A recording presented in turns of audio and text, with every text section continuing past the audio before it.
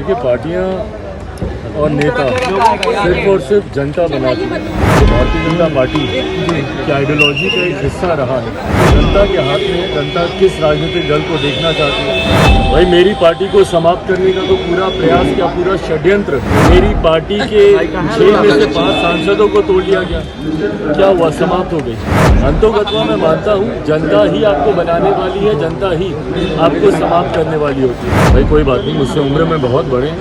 अगर मुझे बच्चा मानते हैं तो उनका आशीर्वाद मुझे मिल जाए, यही बहुत। इस तरीके से गाली गलौज करना, जिस तरीके की अभद्र भाषा का इस्तेमाल किया गया, ये दर्शाता है उनकी मानसिकता को, उनकी सोच को। जेपी नड्डा को छोड़ करके सीएम नीतीश कुमार को टारगेट करने लगे लोजपा रामविलास के सुप्रीमो चिराग पासवान।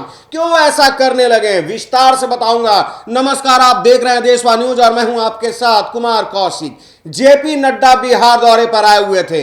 मंच पर उन्होंने एक बयान दिया था, सियासी भूचाल आया हुआ है। उस बयान को लेकर के जेपी नड्डा ने कहा था कि 2024 लोकसभा चुनाव में सारी क्षेत्रीय पार्टियां समाप्त हो जाएंगी। पत्रकारों ने चिराग पासवान से इस विषय पर सवाल किया कि जेपी नड्डा ने तमाम क्षेत्रीय पार्टियों को समाप्त हो जाने की बात कहे हैं। इसके बाद उन्होंने जेपी नड्डा और बीजेपी का एजेंडा बताया। उसके बाद उन्होंने बताया कि पहले भी हमारी पार्टी को समाप्त करने का पूरा प्रयास किया गया मौजूदा सीएम के द्वारा, नीतीश कुमार के द्वारा। सीधे सीधे वो नीतीश कुमार को टारगेट करने लगे। आप सुन सकते हैं चिराग पासवान का पूरा बयान। चिराग जी, जेपी नड्डा बिहार दौरे पे आए थे। उन्होंने कहा है क्षेत्रीय पार्टी को समाप्त करना है, परिवारवादी जो पार्टी है उसे खत्म करना है। कैसे देखते हैं इसको? देखिए, पार्टियां और नेता सिर्फ और सिर्फ जनता बनाती है। ये भारतीय जनता पार्टी की आइडियोलॉजी का एक हिस्सा रहा है। उस पर मैं कोई टिप्पणी नहीं करूंगा, पर अंतोगत्वा मुझे लगता है कि तमाम बातें जनता के हाथ में, जनता किस राजनीतिक दल को देखना चाहती है। भाई, मेरी पार्टी को समाप्त करने का तो पूरा प्रयास किया, पूरा षड्यंत्र मौजूदा मुख्यमंत्री के द्वारा रच ही दिया गया था। मेरी पार्टी के 6 में से 5 सांसदों को तोड़ लिया गया।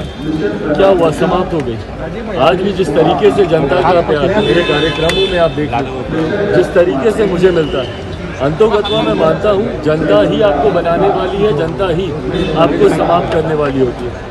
ऐसे में उनकी पार्टी की एक आइडियोलॉजी जरूर है, उसमें मैं कोई टिप्पणी नहीं करूँगा। उनकी वो सोच हो सकती है, पर अंतोगत्वा मेरा विश्वास बिहार सरकार के मंत्री है श्रवण कुमार, उन्होंने आपको बच्चा बताया, राजनीतिक बच्चा बता दिया और आपके क्षेत्र में इन दिनों लगातार वो जा रहे हैं। भाई कोई बात नहीं, मुझसे उम्र में बहुत बड़े हैं।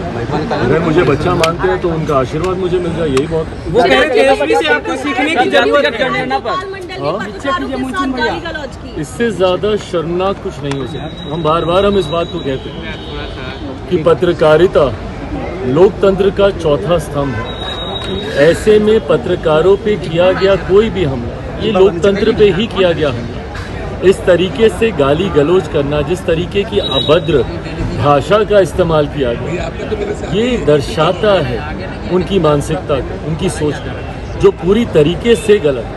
इस तरीके के बर्ताव की लोक जनशक्ति पार्टी रामविलास, मैं खुद स्वयं घोर निंदा में करता हूँ और भविष्य में नेताओं को इस तरीके के बर्ताव से बचना चाहिए। चिराग पासवान बस यही नहीं ठहरे, गोपाल मंडल को लेकर के भी उन्होंने बयान दिया। जब पत्रकारों को गाली देने की बात कही, गालीबाज विधायक गोपाल मंडल के द्वारा पत्रकारों को गाली दिया गया है, इस पर उन्होंने दुख व्यक्त किया और बोला कि चौथे स्तंभ को इस तरीके से बेइज्जत करना, गाली देना कहीं से भी लाजिम नहीं है, ये गलत है, अशोभनीय है, ऐसा नहीं करना चाहिए।